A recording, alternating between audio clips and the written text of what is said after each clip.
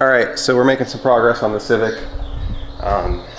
This is what we're starting off with the trunk. Like, really? It's the Chopper series, 1400 by 2. And the trunk liner's all caved in like every other Honda on the planet. And here's Eric. Good evening. And I'm working on taking the alarm out, which was done pretty poorly. So, not sure what I'm gonna find in here.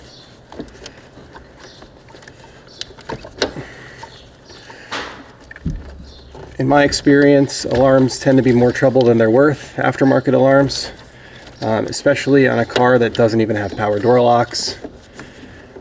Oftentimes people will install a starter interrupt relay, which is designed to disconnect your starter or your ignition wire while the system is armed.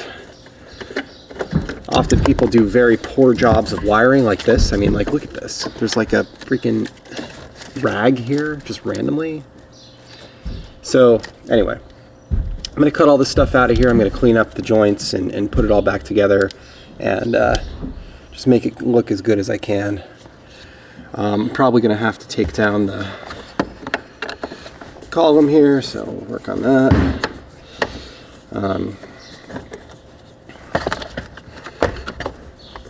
To get to this point on a Honda Civic, it's 2 Phillips screws at the bottom. There's two 10 millimeters and there's a metal plate that kind of sits behind the plastic panel. Really what started this for me was the car has an SRS light on, and I was looking for the, there's a thing that you jump and you can clear the SRS or read the trouble code, and I can't even find the harness. It's not in the place where it's supposed to be. So I started kind of investigating up around the fuse box to see where somebody might have tucked it. I saw some questionable wire tactics. The airbag wasn't even actually plugged in. This harness right here wasn't even plugged in. So I decided it was probably a good idea for me to investigate this and tear it all apart. Alright, so I just wanted to show this. So let's say you're installing an alarm system and you decided not to wrap tape anything. You should definitely use a piece of a shirt to wrap up the bundle of wires so that, you know, it's not in the way. I think that that's probably a great idea. It's definitely the first time I've ever seen it, and I've removed a lot of crappy installs from cars over the years. So, just thought I'd show that. So really, when you're doing something like this, you're looking for the things that are oddities, you know, these wires that aren't wrapped up, this stuff, and you're kind of following it back and removing all of the pieces. These jumper wires go places, and you'll see, like, people, you know, this is wrapped up around the steering column here.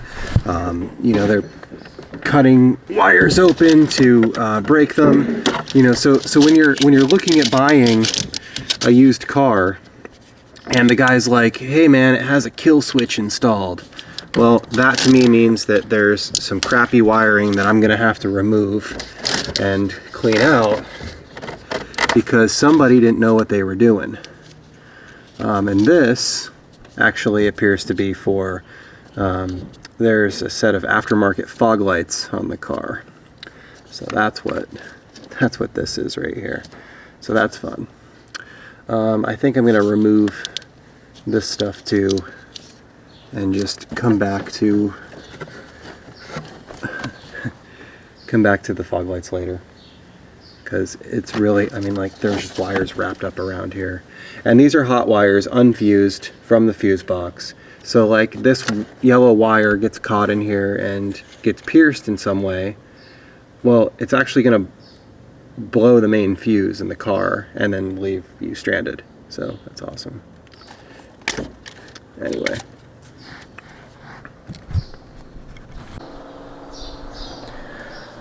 Alright, so removing these carpets is pretty easy. There's 2 clips here and there's one over up here somewhere. And really all you do is you just try and get it out. Oh, that's what I'm making with it. You just get it out like this. And then it's held on by this clip. And then you can just yank it out. I can't do it with one hand though. Yeah, let me see if I can set up this camera. There we go. Just like that. And then the whole carpet come out.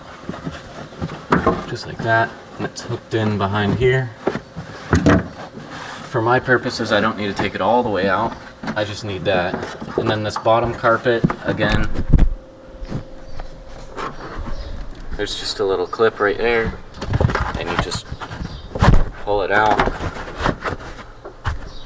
but can't do it with one hand. So there.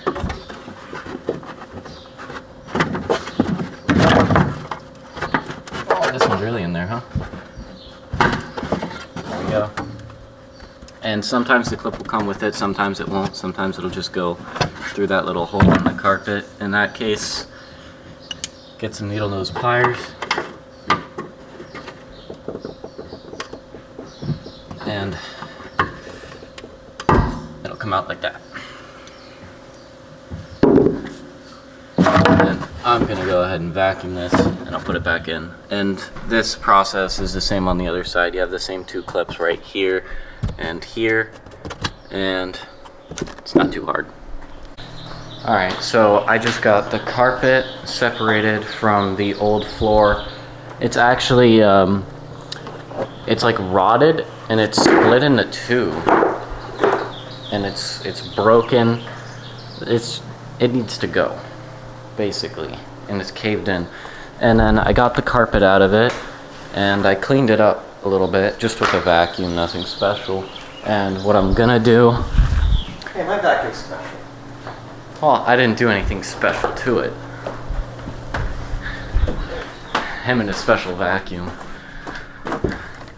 So, what I'm gonna do is we have these sheets of plywood just sitting out here. So I'm gonna go ahead and lay this on here, just like this. And then I'm gonna trace it out and cut a new floor out of this plywood, which is nice 3/4 inch. So it shouldn't break under the weight of a subwoofer. So I'll be back with you after I've done that.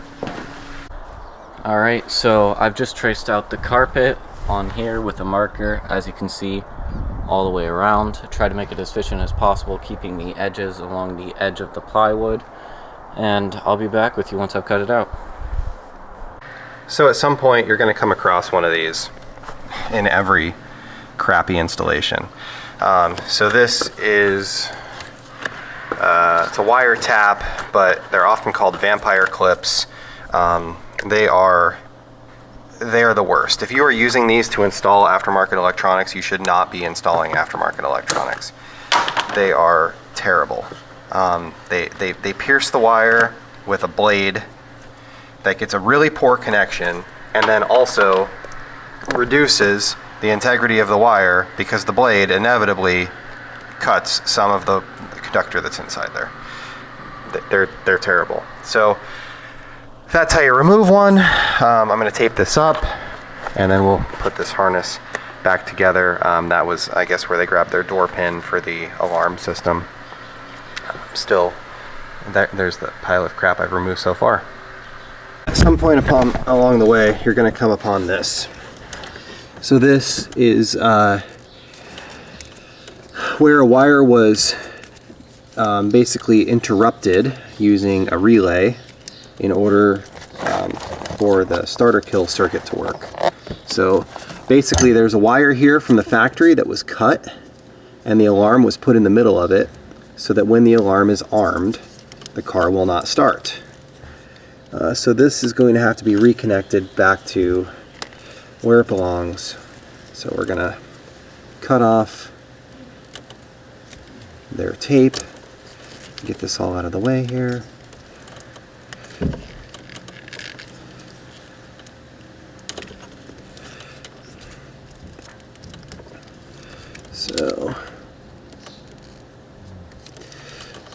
just kind of want to score this and not really cut all the way through it so that you're not nicking the wires that are underneath.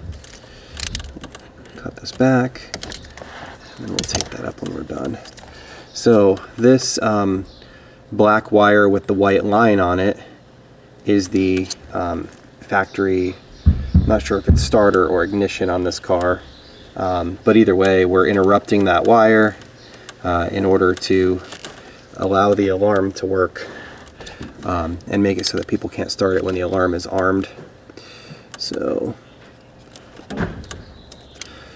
problem is that if something fails inside the relay or fails inside the alarm, especially when the alarm is poorly installed, this wire that is broken will make it so that you cannot start this car, and that can be problematic. So I'm going to cut this back. This joint doesn't look terrible, so we'll cut this to here, and we're going to try not to extend this harness too heavily. I'm going to use a heat shrink butt connector to put this back together, and I'll put some heat shrink over theirs as well. So I got that piece of plywood cut out and I put it in here. It actually turned out really well on the first go. I'm amazed how well this turned out. This was supposed to be a disaster, but so right now I've just got the old carpet laid on top of it. Eventually we're gonna buy some carpet and wrap this whole thing in carpet so that, you know, this carpet can't shift over and you'll see the plywood and it's gonna look ugly, but you know, it's solid. So we've got this back together using some heat shrink terminals. I wasn't planning on using 2 of them, but the joint that they had created just fell apart in my hands actually, so it's probably all for the better. And something like that, had it fallen apart in the Walmart parking lot, the car would be stuck. So this is back together. I'm going to tape this up and then I'll put it all back to where it needs to be.